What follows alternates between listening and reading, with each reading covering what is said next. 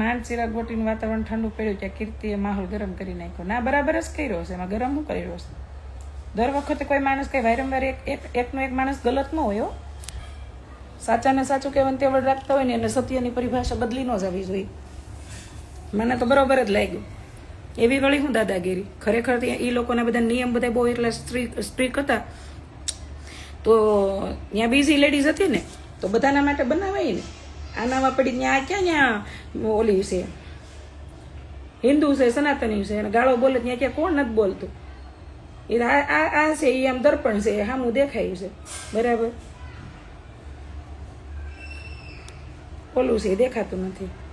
એટલે આ તો મનુભા ગોહિલ. આ હા હા આવો મનુ બાપુ. હા વાગેદરા આવો. કેમ છો? જય માતાજી. ઘડીક મને ખબર જ નહોતી હો તમારું આઈડી છે. તો દોસ્તો આ મનુભાઈ ગોહિલ છે ને એ અમરદીપસિંહના બાપુ છે, જે અમારી સાથે લાસ્ટ એની આગળની દિવાળી ઉપર 2 વર્ષ પહેલા દિવાળી ઉપર અમે લોકો ગીર હવેલી રિસોર્ટમાં ભેગા થઈ ગયા હતા. અને અદ્ભુત વ્યક્તિત્વ છે. જોકે અમરદીપસિંહના બાપુ છે એટલે અદ્ભુત જ હોય ને. મજા આવી. એમની પાસે ઘણું બધું શીખવા મળ્યું હતું અમને. જયદાન બાપુ, જયદાન બાપુ.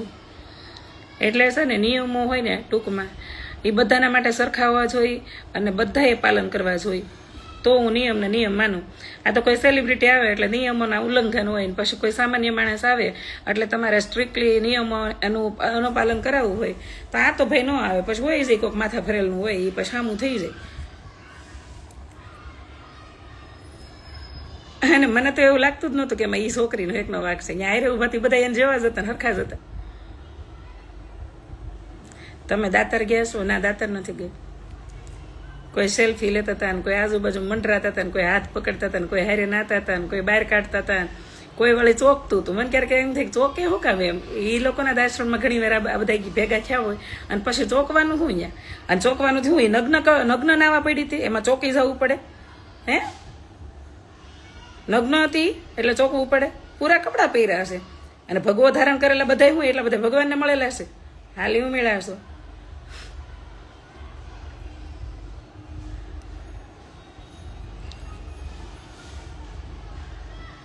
પવિત્ર ને અપવિત્ર ને કેવા કેવા બાપા.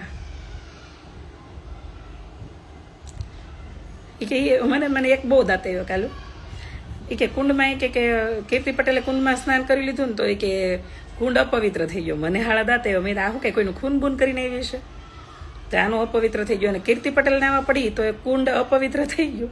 જો અહીંયા પહેલા ચોખવટ કરી દઉં છું. મારી દોસ્ત નથી ને દુશ્મન નથી બરાબર, પણ હું જે મને હકીકત લાગી ની વાત કરી રહી છું અહીંયા. એટલે કોઈ દોઢું નહીં થતું. તો સત્યની પરિભાષા હું એ કહી રહી છું.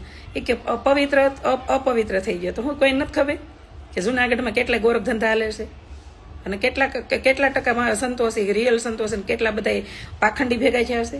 હું નથી ખબર કોઈને. જે લોકોને 5-25 રૂપિયાનું જ્ઞાન છે, જે લોકોને કંઈ ખબર પડે છે ને એ બધાને ખબર જ છે કે પોતાની જિંદગીની જવાબદારીમાંથી છટકેલા ભિખારી જેવા કેટલા અહીંયા ભગવો ધારણ કરીને બેસી ગયા છે. મફતનું ખાવાનું મળતું હોય. હું અમારા શેરનાથ બાપુના આશ્રમમાં ઘણી વાર જાવ છું અને બધું જોતી હોઉં, નિરીક્ષણ કરતી હોય. હું સંસારી સ્ત્રી છું. મારા કામથી ગઈ હોય મારું કામ પતાવીને હાલતી થઈ જાઉં બરાબર. તમે સત્ય હોય એ બાજુ તમારું પગલું વધારે હોય. એક્ઝેક્ટલી. જો અમને અમારા પપ્પાએ શીખવાડ્યું છે કે દુશ્મનને વખાણ કરી લેવા જોઈએ સાચું ને સારું હોય તો બરાબર. અને મને ગમ્યું સારું છે એને એક એવી ધમકી મારી. ખબર તો પડે ને કે આ બધા એને મનમાં એમ નીકળી જાય કે બધા ડોહા બીતા ન હોય અને મારી જેવા ઘણા હોય પણ એને સંસાર હોય સમાજમાં રહેવું હોય એટલે. બાકી જે લોકો અત્યારે શરમ લાજ મર્યાદા અને પેરા લુગડે બહાર નીકળી ગયા છે ને જેને આગળ પાછળ કઈ ખોવાની બીક જ નથી એને તમે સંસાડો ભેગું થાય હાથે કરીને હું હલકા થતા હશે. નાઈ લીધું હોત ને નાઈને બહાર નીકળી ગયું હોય તો હું તમારા બાપનું જાતું હતું હાળા. પાછળ અમુક મોટા મોટા ઓલા હોય ને એ ભાષણ કરે છે કે સંતો માટે છે કે સંન્યાસી અને સંતો માટે છે કે આ મૃગી કુંડ છે. તો પેલા લખાણ કરાય ને અને એની માટે જતું તો બીજી હોતે લેડીઝ હતી એની ઉપર કાર્યવાહી કરો. ઓછું હોય અહીંયા આંગળી ભરાવો છો હાલી હું મેળાવશો. અને દર વખતે કોઈ માણસ ગુનેગાર ન હોય એટલું ખબર હોવી જોઈએ. ગાંડાની ખબર પડે છે કે હાથે કરીને તમે કહે ને કે એનું રાફડા હાથ નાખવા ક્યારેક તો બટકું ભરે એટલે છે ને શાંતિ રખાય. હું જુનાગઢનો જ છું, મને બધી ખબર છે. નહોતા ને તમે તોય ભાઈ અમુક વિડીયોમાં આપણને એટલી તો ખબર પડે છે કે ભાઈ ઓલી નાતી હતી તેમાં કઈ ઉઘાડી નહોતું ઘરી ગઈ અંદર, અને એવું નહોતું કે એકલી અંદર હતી, એમાં બીજી એક લેડીઝ બેડીઝ જોઉં છું દેખાય છે, બરોબર. અને એ કહેવાતા બધા એમ કીધું આને ભગવા લેજવે છે, તો એમાં કેટલા એવા ભગવા ધારી હતા જે એની સેલ્ફી પાડે છે, એના હાથ પકડીને બહાર કાઢે છે, એને નાય છે, છછબિયા કરે છે, એની યારે વિડીયોમાં પાછળ પાછળ હાલે છે. તો એ માની લેવું ને કે એ બધા ભગવાદારી એ બધા લંપટિયા છે, નાવા છે, દેવા છે. અને એક વાત તો એની મને બહુ જ ગમી કે કયો કોણ વળી ગાળ નથી બોલતો. હાલી ઉમેળ્યા છો કેટલા એવા વિડીયો ફરે છે જે આપણા સોશિયલ મીડિયામાં, એમાં કેટલાય ભગવાદારી ગાળો બોલે છે. રેવા જો ની ફાલતુ લપ નથી થતી ભાઈ, અહીં વાત થઈ છે એ તમને ફાલતુ લાગતી હોય, બરોબર. જે વાત થઈ છે ને એની એકની નથી. સનાતન હિન્દુ ધર્મ હારે જોડાયેલી છે, અને આજકાલ બધા અબડાઈ નાખ્યો છે. એટલે અમુક માટે જ ન આ વસ્તુ વાપરો. અપવિત્ર થઈ ગયું ને એને ભગવો લઈ જવો ને એને સનાતન સંસ્કૃતિ લઈ જવી. સનાતન સંસ્કૃતિ તો એ કહે છે કે તમે તમારા જીવનમાં માતૃ ઋણ, પિતૃ ઋણ, તમારી પત્ની પ્રત્યેની જવાબદારી, તમારા સંતાનોની પ્રત્યેની જવાબદારી, આ બધી જવાબદારી પૂરી રીતે નિભાવીને પછી તમે સંસાર ત્યાગીને સંન્યાસ ધારણ કરી શકો. હું કેટલાય એવા સંતોને ઓળખું છું કે જેને પૂરી જવાબદારી જ નથી લીધી. અને અત્યારે જે મફતની આવક આવે છે ને એ 1 દી 2 દી પૂરતી બંધ થઈ જાય ને તો એ 50 રૂપિયાની દાડી નથી કરીએ કેમ, એટલી એનામાં ક્ષમતા નથી. એટલે રેવા ગયો ને ભાઈ શાંતિથી જીવન જીવાઈ ગયો. જે પાખંડ તમારો હાલે છે પાખા તમારે પૂરતું રાખો છે, ઈશ્વર ન્યાય કરશે ને તેથી ખબર પડશે.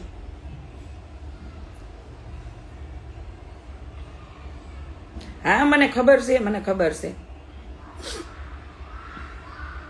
ઘણાને તો સ્પેશિયલ એમાં કેવું મને એવું લાગ્યું કે ફેમસ થવું હોય ને એમ એની યારે વિડીયા બનાવે છે.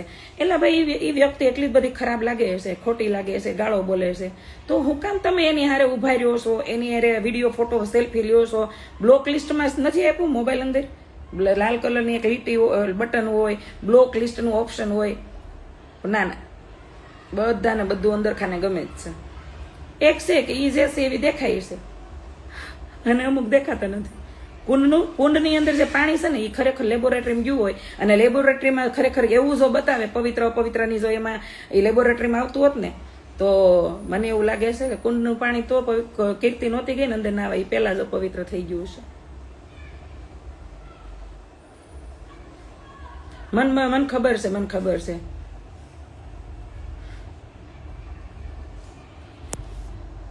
એટલે છે ને માપે માપે એ ન્યાની બોલી છે કે ભોળોનાથ બધું જોવે છે. તો ખરેખર તમે મહાભારતની મહાદેવની ભક્તિ યાદરી હોય ને તો જરીક વિચારો, બરાબર. ઓવડા મોટા મોટા ઝુંડ થઈને કોઈ લેડીઝની હાથ ધોઈને પડી જાય, શરમ આવી જોઈએ.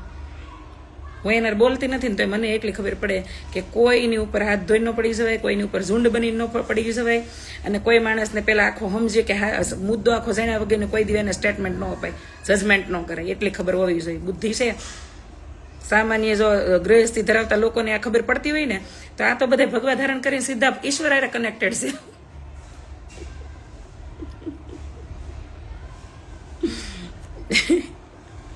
હા ખરેખર બધા ઈશ્વર હારે કનેક્ટેડ છે, રોજ ભગવાન હારે વાતો કરે છે.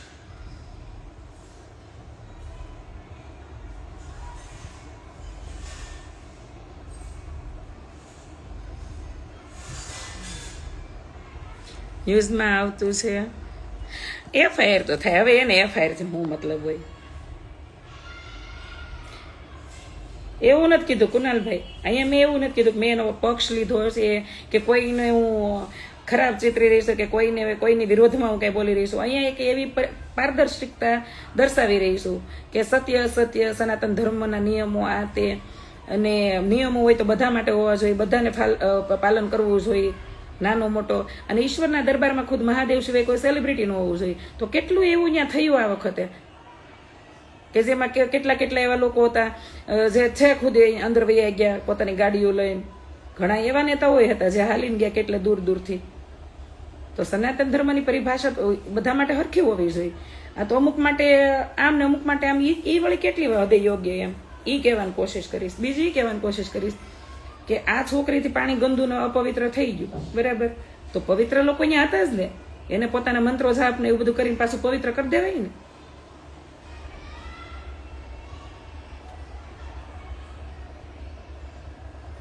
બધા ન સમજે તો કાંઈ નહીં, મારે બધાને સમજાવવા નથી, બરાબર? અહીંયા હું મારા મનની વાત કરી રહી છું. મને એવું ન લાગવું જોઈએ કે મેં આ વસ્તુને ક્યાંય મને ખબર પડતી હતી, ખબર હતી આ તે, તો હું ન બોલી કે મારા મનની અંદર કોઈ વાત ન રહી જવી જોઈએ. અહીં મેં કોઈને ગાળ નથી દીધી, કોઈને કાળા ધોળા નથી કીધા, અને કદાચ હું કાળા ધોળા નહીં કહું તો જે કાળા ધોળા હશે તો બહાર આવશે જ આજની કાલે, બરોબર? અને મારે કોઈના આશ્રમમાં એક દી રોકાવા નથી જવું, અને મારી જિંદગી મારા પપ્પા સિવાય હું કોઈને પગે નથી લાગી, એટલે શાંતિ રાખો.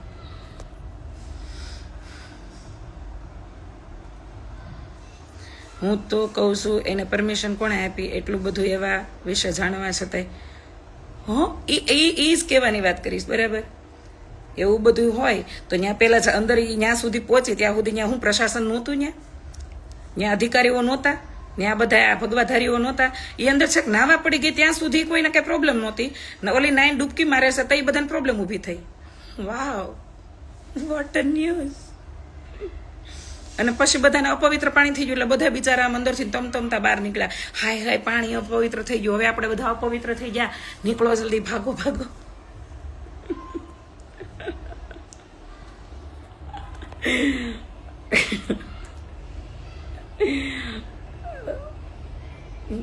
દાંત આવ્યા મને તો કઈ હાલી હું મળ્યા, એ ગાંડાઓની ખબર પડે કે આમાં સાચું હું છે ને ખોટું. ટ્રાફિક ભીડના લીધે ક્યારેક આવું બને છે. જે માણસ જે કરતો હોય ને કરવા દે. ભક્તિને, આપણી ભક્તિ હોય ને એટલી હદે સ્થિર હોવી જોઈએ. જો ભક્તિનો એક દાખલો આપું, બરાબર? કે ભગવાન કૃષ્ણ છે ને એ નરસિંહ મહેતાને મળ્યા. નરસિંહ મહેતા એટલી દરિદ્રતાથી પીડાતા હતા એ વખતે, આખી એની નાગરનાથી એને બહાર કાઢી મૂક્યા હતા.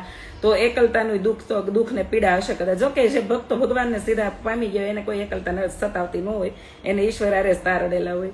તો એને નાગરનાથે બહાર કાઢી મૂકી હતી, ઘરમાં દરિદ્રતા આટો મારી ગઈ હતી. તો એને ભગવાન કૃષ્ણ જયારે કહે છે કે જુનાગઢમાં નરસિંહ મહેતાને 52 વાર કૃષ્ણ ભગવાન મળવા આવ્યા છે.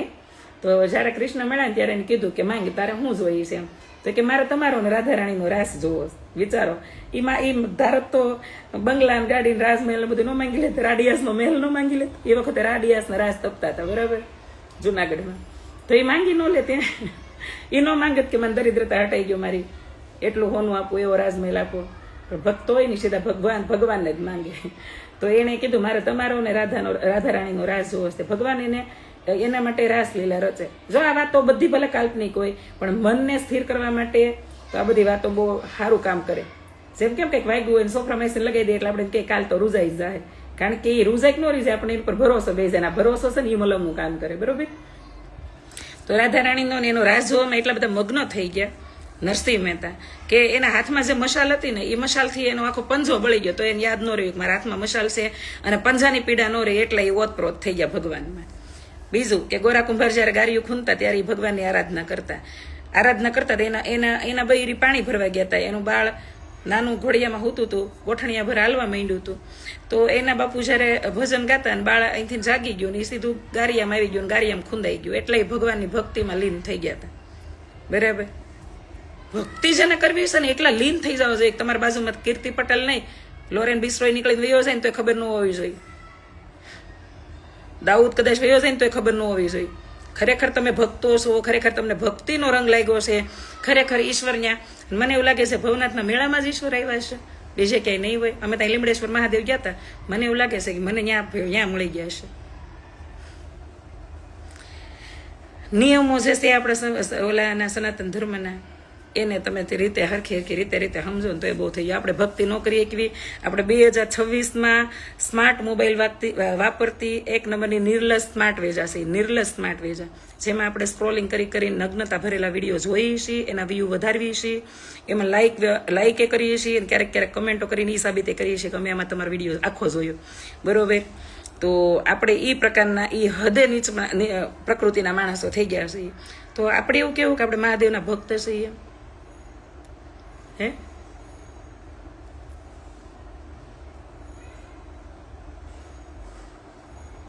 એટલે છે ને ભક્તિ કરી થાય તો કરો, પ્રેમી થાય તો કરો, નકર બેમાંથી એક ન કરો. તમારી જે જવાબદારી છે ને એ નિભાવો અને સંસારમાંથી જલ્દી વેતા થવા અહીંથી આવનારા સમય આનથી ને કપરો આવવાનું છે, બરાબર? અને આ મારું તો એવું લાગે છે કે પ્રકૃતિ જે ઈશ્વર છે ને, ઈશ્વર એ યુનિવર્સ કોઈ વસ્તુ કારણ વગર નથી થવા દેતી.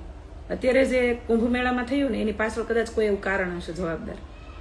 એ કાંઈક ફ્યુચરમાં એનો કોઈ ઈશારો હશે ઈશ્વરનો કે હાળાવ સુધરી જાજો. આજે તો એ છે, કાલે કદાચ ખુદ હું ન ઉતરી જાઉં. લોરેન બિસ્ટ્રાઈનું કામ મને ખબર છે નથી સારું, કાનૂન હાથમાં ન લેવું જોઈએ, બરાબર, હું એને સપોર્ટ નથી કરતી. બટ મને એક વસ્તુ બહુ ગમી કે ગ્લેમર વર્લ્ડમાં કેટલા એવા સારા અભિનેતા અભિનેત્રીઓ આત્મહત્યા કરી લીધી જે આજે તે ઇન્વેસ્ટિગેશનમાં ક્યાંય બહાર નથી આવતું કે ગમે એ કારણસર દબાઈ જાય છે, બરાબર, આ ફાઇલો બધી બંધ થઈ જાય છે. પણ એક વસ્તુ બહુ ગમી કે રોહિત શેટ્ટીના ઘર બહાર એને ફાયરિંગ કરાવ્યું, પોતે ખુદ એક્સેપ્ટ કર્યું કે મેં કરાવ્યું છે, સુધરી જાજો એમ. કપિલ શર્માને આવું કીધું. આ તે ઈ ગ્લેમર વર્લ્ડમાં એ છે, મારા ગુજરાતમાં બેન છે, ગમે એ હોય એ કોઈ એના મનમાં વેમ જ ન રહે કે ડોનના દીકરા છે. એકવાર તો એને વિચાર તો કરી મૂકે ને કરી જ મૂકે. અને મને તો લાગે છે અંદર ખાને બીકે લાગી જતી જશે, લાગે ભાઈ. મરદનું ફાડ્યું છે. મારીને એની જયારે 5 વર્ષ પહેલા પહેલી મુલાકાત થઈ ને ત્યારે બહુ સૌમ્યતા ભરેલી આ છોકરી હતી. મને ક્યારેય નહોતું લાગતું કે આગળ જઈને આટલી હદે આવી થઈ જાય અને ડેન્જર થઈ જાય. જો કે પરિસ્થિતિ માણસને આવું બનાવી દે, એમાં કે નવાઈની વાત નથી. હું એ પરિસ્થિતિઓની બધી પરિસ્થિતિઓમાંથી જે નીકળતી ગઈ બધા માણસોના કોન્ટેક્ટમાં આવતી ગઈ, એમાં એટલા વાહિયાત લોકોને મળતી ગઈ, વાહિયાત લોકોના કોન્ટેક્ટમાં આવી, તો સ્વાભાવિક છે કે જેવી સંગત એવી અસર તો થવાની છે. 2-3 વાર જેલમાં જઈ એવી તો જેલમાં જે ટોર્ચર થઈ હોય તો માણસની અંદરથી બીક નીકળી ગઈ તો આ તો વધારે ખૂંખાર થવાની. જેને આગળ પાછળ કંઈ ખોવાની બીક નથી, જેને બીક કે શરમ લાજ મર્યાદા જેવી શબ્દોની કોઈ અસર નથી, તો એવા વ્યક્તિઓની હારે હું કામ જીભાજોડી કરવા અમુક લોકો જતા હશે. પાછા એને એમ કે અમારું અપમાન થયું નથી, કરાયું એમ બોલો. કોઈ માણસ આપણું અપમાન કરી જાય. અમુક જગ્યાએ આપણે હાથે કરાવતા હોય.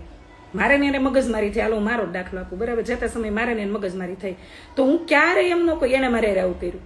હું એવું વિચારું કે મેં આ મોકો આપ્યો તો મારે આવું છું ને, હું અહીંયા કોન્ટેક્ટમાં આવી, એને મેં રિલેશન બનાવ્યા, વધાર્યા, તો એ મારે આવું છું ને. તો ટૂંકમાં વિચારો, કોઈ આપણે એને કાંઈ ગલત કરતું જ નથી. આપણે જ ક્યાંક ને ક્યાંક એ રીતે આપણે એને આરે કોન્ટેક્ટમાં આવી, આપણે ક્યાંક ને ક્યાંક આપણા મનની ઘરની એની વાતો કરીએ અને જાણતા આપણે એને એ મોકા આપીએ, પછી આપણે આવું થાય.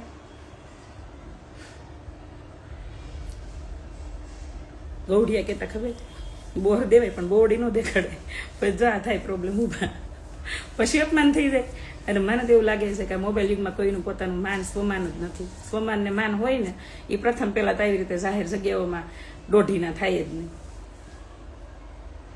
બરોબર. આ અમારા ગુરુ શેરનાથ બાપુ છે જ ત્યાં, એના આશ્રમમાં કેટલી સેલિબ્રિટી આવી, મેં કેટલાય વિડીયો છે ગોરખનાથ આશ્રમ ને હું એની આઈડીને ફોલો કરું છું, જોતી હોય એમાં શું છે આ તે. તો અમે તો જોઈએ છીએ લોકોને કાંઈ નવી નથી આવતું. એટલા બાપુ એટલા શાંતિથી ઊભા હોય. જુનાગઢનો શેરનાથ બાપુ કહેવાય છે, બરાબર. કોઈ એનામાં મને અહંકાર ન દેખાય, કોઈ એવી એની અંદર એવું કોઈ ઓવર ઇમ્પ્રેશન ન દેખાય. એટીટ્યુડ તો એના કોઈ દી મેં જિંદગીમાં છે ગુરુ ધારણ, મારા ગુરુ એટલે નહીં, નહોતા ધારણ કર્યા તે દી મને એનું વ્યક્તિત્વ એટલું બધું જોરદાર લાગે કે અહંકાર પેલા તો જ્ઞાની હોય ને એને અહંકાર જ ન હોવો જોઈએ. 3 એકાની બાજી હોય તો બધાને ખબર જ છે કે 3 એકા હોય એટલે આપણે જ બાજી આવવાની છે. તો 3 એકા જેને આવ્યા હોય ને એને ડબલ હાલ ન કરવાની. 3 પતિ જેને રમતા આવડતી હોય ને એને પૂછજો કે એને ડબલ હાલ ન થાય. પણ 3 બાદશાહ વાળો હોય ને 200 હાલ્યા પછી 400 હાલીએ કે 400 પછી 800 હાલીએ કે, પણ ઓલાને 800 હાલ્યો હોય તો હા 800 જ હાલવાના, આ પાછો 1600 હાલે તો ઓલાને 1600 જ હાલવાના, એ 3200 ન હાલીએ કે, કારણ કે એને તો ખબર જ છે કે બાજી એની છે. તો જ્ઞાની લોકોનું એવું જ હોય કે જેને જ્ઞાન છે, જેને કંઈક ત્રિકાળમાં હાલી રહ્યું છે એનું જ્ઞાન છે, સંસારનું જ્ઞાન છે, ઇતિહાસનું જ્ઞાન છે, વિજ્ઞાનનું જ્ઞાન છે. આવા લોકોને છલકાવાનું જ નહીં, આવા લોકોને તો સ્થિર રહેવાનું હોય, કારણ કે એને ખબર જ છે કે એની પાસે સચોટ જવાબ છે બધાયના. તો આ જે સંતો મહંતો જે અહીંયા ઊભા છે, જેનું અપમાન થઈ ગયું છે, જે લોકો અપવિત્ર થઈ ગયા છે, એ બધાને એક નમ્ર વિનંતી કે તમે તમારી ભક્તિ દ્વારા તમે સિદ્ધ કરો કે આ પાણી અપવિત્ર થયું છે કે નથી થયું. થયું છે તો ખાલી કોના લીધે થયું છે, કેટલા લોકોને લીધે થયું છે, અને તમારું અપમાન થયું છે એ ખરેખર થયું છે કે તમે કરાયું છે.